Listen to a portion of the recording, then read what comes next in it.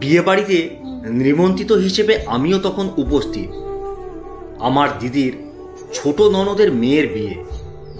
আমি বর্ধমান থেকে গিয়েছি। খাওয়া দাওয়া পরেই করব ভেবেছি, কারণ বাড়ি ফেরার তাড়া নেই। সত্যি কথা বলতে, খাওয়া দাওয়া করে শীতের রাতে বেলঘড়িয়া থেকে বর্ধমানে ফেরাটা একটু সমস্যাই বটে। দূরত্বটা তো কম নয়। আমি তখন চেয়ারে বসে কফি খাচ্ছি। বরযাত্রীরাও এসে পৌঁছেছে। এত ব্যস্ততার মধ্যেও আমার দিদি আমার কাছে এসে কানে কানে বলে গেল, ভাই, খিদে পেলে খেয়ে নিস। আমার পাশেই বসে আছে আরো 2-3 মেয়ে। ওরা নিজেদের মধ্যে বার্তা বলে চলেছে। হঠাৎ করে একটি কথা কানে এলো। ওদের মধ্যে থেকে একটি মেয়ে বলে উঠল, যত সব ঢং, আধিক্যতা দেখলে গা জ্বলে। পাশ থেকে আর একটি মেয়ে বলে উঠল, দেখ দেখ, ছেলেটার কোনো পার্সোনালিটি নেই। বউ একদিকে হুকুম করে যাচ্ছে, সমানে বইয়ের হুকুমনামা পালন করছে। কেন একটু উঠে গিয়ে ফুচকাটা খেতে পারছে না? সুন্দরী বউ বলে কথা, তার অর্ডার শুনতে তো হবেই। কথাগুলো বলে একসঙ্গে হো হো করে হেসে উঠল সকলে। কথাটা শুনে আমিও সামনের দিকে তাকিয়ে দেখি একটা ছেলে ফুচকার স্টল থেকে একটা একটা করে ফুচকা নিয়ে এসে মেয়েটিকে খাইয়ে দিচ্ছে, আর মেয়েটি চেয়ারে বসে সেটা খেয়ে চলেছে। দেখেই মনে হলো নতুন বিয়ে হয়েছে ওদের। আমিও দেখে একটু অবাক হলাম। ফুচকার স্টল তো বলতে গেলে মুখের সামনেই। এইভাবে একটা একটা করে ফুচকা নিয়ে এসে দেওয়ার থেকে নিজে একটু উঠে গিয়ে দাঁড়িয়ে খেয়ে নিলেই তো পারে। তবে এটার মধ্যেও একটা ভালোবাসা আছে বটে। বইয়ের আবদার রাখতেই হয়তো ছেলেটি এইভাবে নিয়ে এসে দিচ্ছে। ব্যাপারটা দেখে আমার খারাপ লাগেনি, আর আধিক্যতা বলেও মনে হলো না। যারা যেভাবে ভালো থাকতে চায় থাক না, সেটা দেখে বাজে মন্তব্য করাটা ঠিক নয়। স্বামী স্ত্রীর মধ্যে প্রেমটা যতদিন থাকবে ততদিন সম্পর্কটা মধুর থাকে।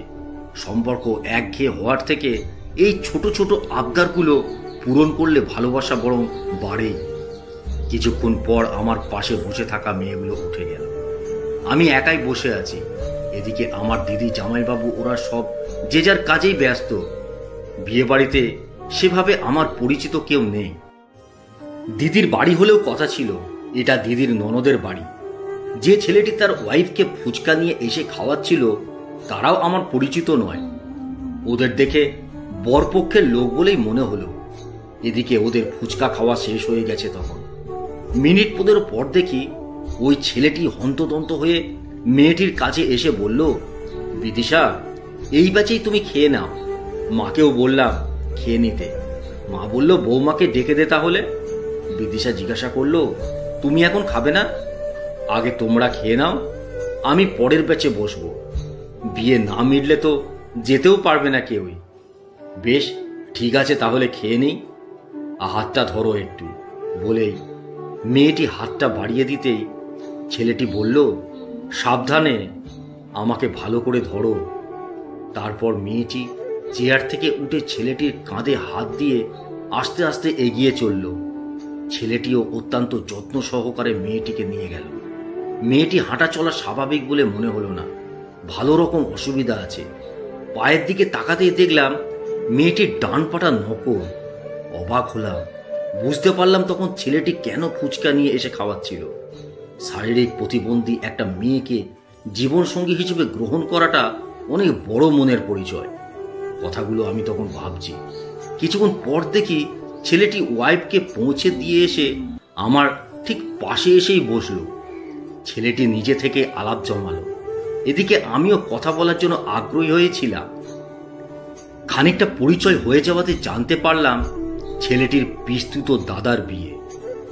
কথা বলতে বলতেই জিজ্ঞাসা করলাম, আপনি খেতে বসলেন না? দেখলাম তো বৌদিকে নিয়ে গেলেন।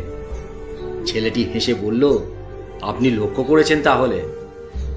লক্ষ্য তো তখন থেকেই করছি যখন দেখলাম বৌদিকে ফুচকা নিয়ে এসে খাইয়ে দিচ্ছিলেন। দেখে বেশ ভালো লাগলো আপনাদের এই সুন্দর ভালোবাসা দেখে। রিসেন্ট বিয়ে হয়েছে মনে হয় আপনাদের। নিশ্চয় প্রেম করে বিয়ে। ঠিকই ধরেছেন, রিসেন্ট বিয়ে হয়েছে, তবে ঠিক প্রেম করে আমাদের বিয়েটা হয়নি। বিদিশা আমাকে বিয়ে করতে প্রথমে রাজি ছিল না। পরে অবশ্য মত চেঞ্জ করেছে। এমন কথা শোনার পর আমার মধ্যে আরো কৌতূহল জন্মালো। বিয়েটা যখন প্রেম করেই নয়, তাহলে তো দেখাশোনা করেই। আমাকে আর জিজ্ঞেস করতে হয়নি। তারপর ছেলেটি নিজে থেকেই বলতে শুরু করলো সে কথা। বছর 3 আগের ঘটনা। আমরা 2 ভাই। আমি তখন রিসেন্ট জব পেয়েছি সরকারিতে। আমার দাদার বিয়ে হলো। দাদা তখন বেসরকারি কোম্পানিতে চাকরি করে। দাদার বিয়েটা দেখাশোনা করেই। বিয়ের 5 মাস পর দাদা বৌদিকে নিয়ে ঘুরতে গেল নৈনিতালে। বৌদির ইচ্ছে ছিল সমুদ্রে যাওয়ার। দাদা বলল পাহাড়ে যাবে। এদিকে সমুদ্র যাবার ইচ্ছে দাদার নেই। দাদা ছোট থেকেই পাহাড় ভালোবাসে। আবার বৌদি জেদ ধরে বসে আছে পাহাড়ে যাবে না। বাড়িতে আমার মা তখন বৌদিকে বুঝিয়ে বলল, নৈনিতাল ঘুরে এসো, তোমার খারাপ লাগবে না। নতুন বিয়ে হয়েছে, কত নতুন নতুন জায়গায় ঘুরবে তোমরা। অমিত যখন বলছে নৈনিতাল যাবে, তখন গিয়েই দেখো না। পরের বছর রনিতের বিয়ে দিয়ে দেব। তারপর তোমরা 2 বউ মিলে প্ল্যান করবে। রনিত মানে আমি। দাদার বিয়ের পর থেকে মা বাবা দেখাশোনা শুরু করে দিয়েছে আমার বিয়ের জন্য। মা তো আমাদের প্রায় বলতো, তোরা 2 ভাই কোনো কাজের নয়, একটা প্রেম করতেও পারলি না। যাই হোক, দাদা বৌদি চলে গেল নৈনিতালে। 8 দিনের ট্যুর। ফেরার ঠিক আগের দিনের ঘটনা।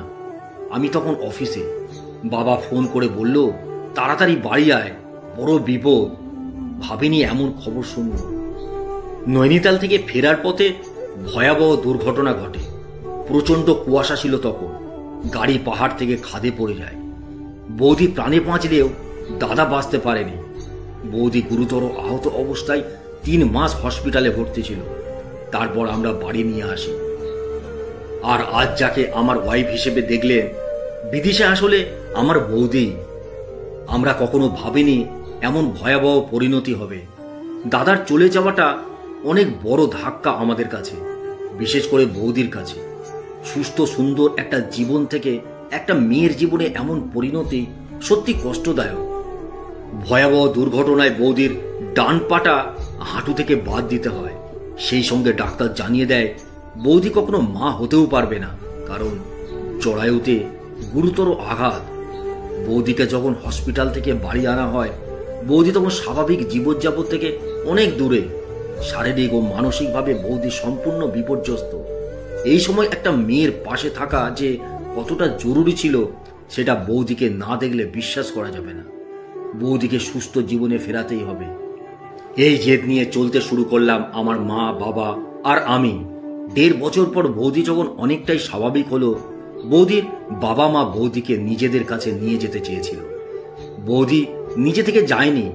সব থেকে বড় কথা, আমার মা বাবাও পাঠাতে চায়নি। আমার মা বৌদির বাবাকে ডেকে বললেন, দাদা, আমার বড় ছেলেকে কখনোই আমি ফিরে পাবো না, কিন্তু মেয়েকে আমার কাছ থেকে নিয়ে চলে যাবেন না। আমি আমার ছোট ছেলের সাথে ওর বিয়ে দিতে চাই। কেন জানি না, আমিও বৌদিকে স্বাভাবিক জীবনে ফেরাতে গিয়ে বৌদিকে ভালোবেসে ফেললাম। বৌদি কিন্তু এমন প্রস্তাবে রাজি হতে চায়নি। আমাকে ডেকে একদিন বলল, তোমার সুস্থ সুন্দর জীবনে আমি বোঝা হতে চাই না।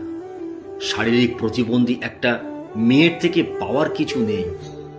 আমি যে কখনো মা হতেও পারবো না। আমি তোমার সবটুকু জেনেই তো তোমার পাশে থাকতে চাই। তোমার ভালো থাকাতেই এখন আমার ভালো থাকা। বৌদি আরো 6 মাস টাইম নেয়।